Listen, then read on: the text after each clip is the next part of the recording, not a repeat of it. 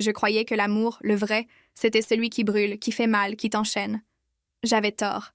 Parce que cet amour-là, il a failli me détruire. Aujourd'hui, je parle, non pas pour lui, mais pour moi, pour celle que j'étais, pour celle que j'ai dû sauver. Quand je l'ai rencontré, tout semblait évident. Il était attentionné, drôle, intelligent. Il me regardait comme si j'étais la seule femme au monde. Je venais d'une période difficile. J'avais besoin d'exister dans les yeux de quelqu'un, et il a su ça. Très vite, il disait « Avec moi, tu n'auras plus jamais mal ». Alors, je l'ai cru. Les premiers mois, c'était un rêve. Des messages du matin au soir, des fleurs, des promesses. Il disait qu'il voulait que je sois sa reine, mais bientôt cette couronne s'est transformée en chaîne. Je ne sais plus vraiment quand tout a changé, peut-être le jour où il a commencé à me dire quoi porter, ou celui où il m'a reproché de sourire à un inconnu. Au début, je riais. Je me disais que c'était de la jalousie, une preuve d'amour. Mais ensuite, il a commencé à me couper du reste du monde.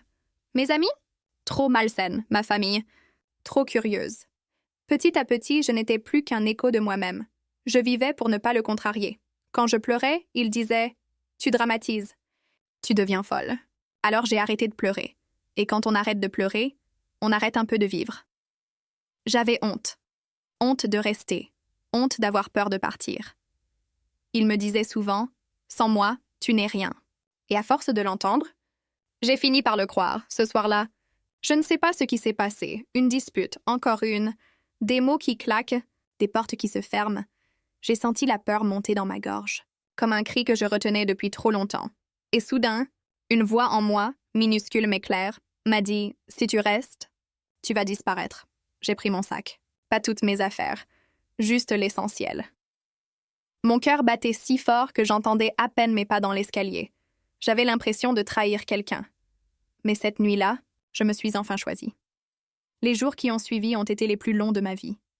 J'avais peur à chaque bruit, à chaque message, mais à chaque lever du soleil. Je respirais un peu mieux. J'ai recommencé à marcher sans avoir peur, à sourire sans me demander si j'en avais le droit. J'ai repris contact avec mes amis. J'ai ri, timidement au début, puis franchement.